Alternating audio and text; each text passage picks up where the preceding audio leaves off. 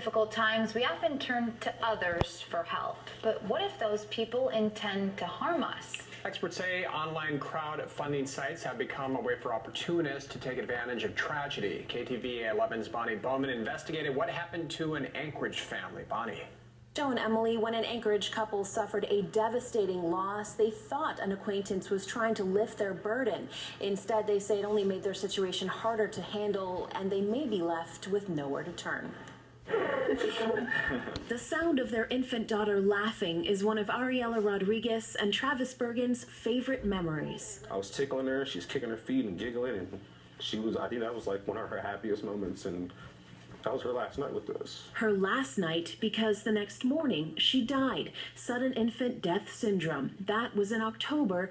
They're still grieving. Some days I wake up and it's good. Some days I wake up and it's not so good. To help cover the cost of the funeral, an acquaintance set up a GoFundMe account. Friends and family donated nearly $3,000. But when it came time to pay for the memorial service, the woman who set up the account, she had mentioned that the check got sent to the wrong address, so for them to have to resend it, that seemed reasonable. Okay, another week or another 2 weeks, but after months and months started to come, it was kind of like, oh, okay, it doesn't take that long. That woman gave them $1,000 of her own money, but when the couple kept pushing her for the rest, her number ended up changing, her Facebook account, people started getting blocked, and she disappeared.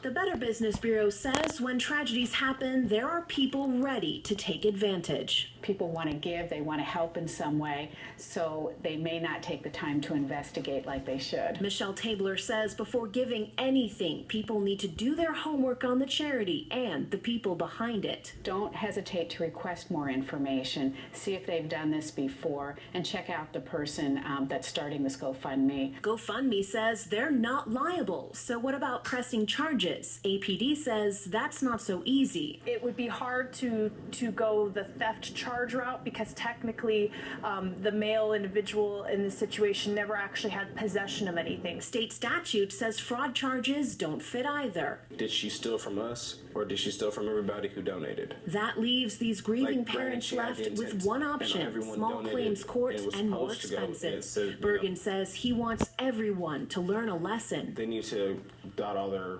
I's and cross all their T's and make sure that everything is legit and secure. They may not have the money, but this couple has their memories, the good and the bad. You can do it. You seem to always find a way.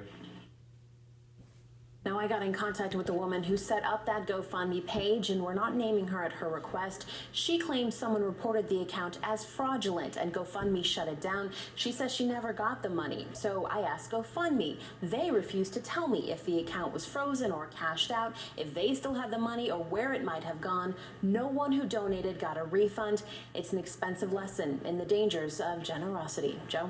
Probably a good example of why you should be careful with things like that. All right.